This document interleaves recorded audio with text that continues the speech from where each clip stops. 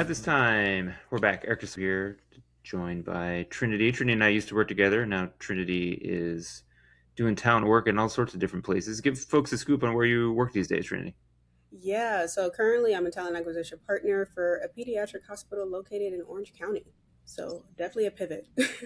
I'm always curious when folks pivot out of education. My talent experience has only been in schools and education. So when folks, do stuff in corporate world or tech world, these kind of things, I'm always so fascinated. What's been the biggest difference recruiting for not teachers and things like that? Yeah, honestly, there's not a huge difference like someone would expect. I would say the main are volume. That's extremely different. The requirements, of course, are going to be different. Healthcare versus education. Timing is something that we have to be more sensitive of. I would say that. And then workday, everybody's best friend. So that's And are you in a similar position where you are having to do a lot to source and to get people to apply, or is actually the applicant pool pretty deep and you have plenty of things to wade through? What's the story there?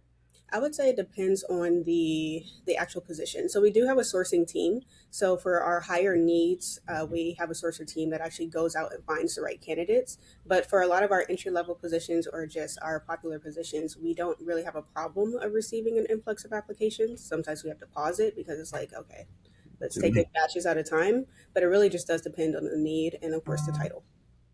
And are you using anything different, like sourcing wise? Is it still kind of the tried and true Indeed, LinkedIn, those kind of places? Or are there other specific sites just for this world? Yeah, they're still using Indeed, LinkedIn, Glassdoor. I know that they're on Glassdoor as well. Mhm. Those are just the three that I know that they use. They're very, very active on LinkedIn the most, I would say, and then Indeed will be their secondary. And I know when you were recruiting teachers, you probably had two or three questions that you feel like gave you the best insight if someone could be a good teacher. What are the questions that feel like you get the best insight for candidates you're talking to now for the world that you're in? I will say I took a lot of what I was recruiting as a teacher and I brought it to healthcare because ultimately it's important. We're still serving the same population. It's a pediatric hospital, so I'm very passionate about kids. Yeah. So your mission alignment is something I'm definitely going to be digging into. I want to know more about your why. Of course, I'm going to make sure you're qualified, right? But then also your long-term goals because I believe it's more about retention and not just acquisition. I don't just want a body in this position, right? I want somebody that's going to actively benefit our kiddos. So those are like the three that I'm really looking for. And I feel like for a layperson not in that sector, you see headlines about nursing shortages or nurses hopping around, traveling nurses, things like that. In a hospital system, like what roles are in most demand, or do people do kind of skip around a lot? How do you sort of figure all that out?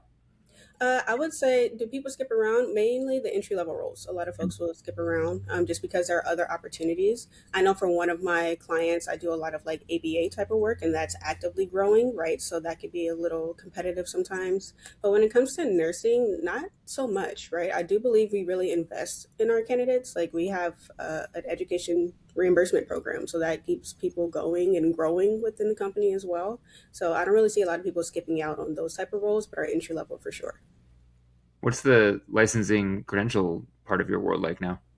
Luckily, we have somebody for that. But there are times, specifically with like the ABA world for BCBAs, I do have to check your license. I have to make sure it's active. Same thing for the license for the RNs. I'm checking to make sure that it's active. It's pretty similar to credentialing, honestly. You just go into the site, you check their numbers, and if it's not active, you go back to the candidate and you try to get the story there. Interesting. And is there much that happens at the end when you're trying to close offers? Is everything on a salary table? Is it actually uh, you and the hiring manager? How does it work with compensation? Yeah, we to keep it equitable, we have a salary calculator. So we have different compensation grades and then the calculator that is assigned to each grade. And then it gives you a range that we could target and offer between. Interesting. And have you been out at job fairs for these kind of roles too? Absolutely. I actually For am travel. the I'm the events champion. That's the name, literally. And I head all of our job fairs. So all of our conferences and job fairs, I'm the one that manages which ones we're going to prioritize, which ones has the best ROI, and then that's where you'll probably see us. So you'll see us a lot as like the CSUs, Cal States, Chapman, a lot of things in OC, of course. But we also have some where we actually fly and go to different conferences as well. Oh, interesting. And Mm. are these like cross sector ones? So you might be next to, I don't know, tech companies, or you might be next to um, grocery stores, or is it only for health stuff? Depends on the need again. So like the entry level roles, I can go to like education focused ones as well as nonprofit as well as healthcare. But if we're looking specifically for like cardiac sonographers, I'm going to a cardiac sonography conference. I'm not going anywhere else. So it just kind of depends. Okay. How are you thinking about AI these days as it relates to all the different talent processes you have to run? It's funny because I was watching one of your podcasts and Oh, I'm with Erica. I don't like AI personally, but I will say that just in general, we don't use it that much in the talent acquisition world here.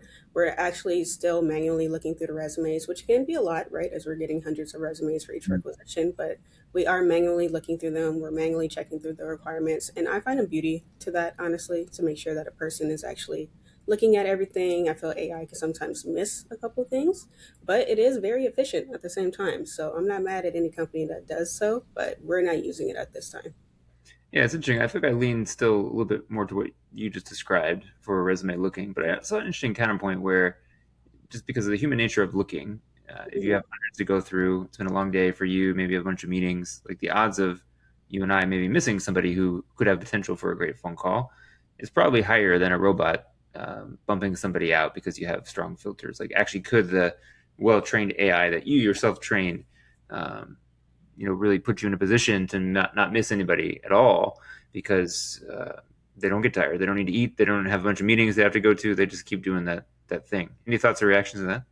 Well, I know that within Workday, you have a system where we can use like secondary questionnaires. So it'll have like a higher rank of specific candidates too, depending on what something additional they can bring to the table. Yeah. So that's something that we more so rely on. But you're right. We do, as people, have burnout, and robots and technology doesn't. So that might be something we can use in the future. But I know for right now, we're taking it really slow in the AI world.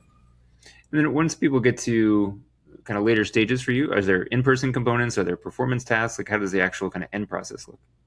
Of the full cycle recruitment. Yeah. So when someone like gets past you, or is at the end and they have like their final interview, like what does that mean in your world?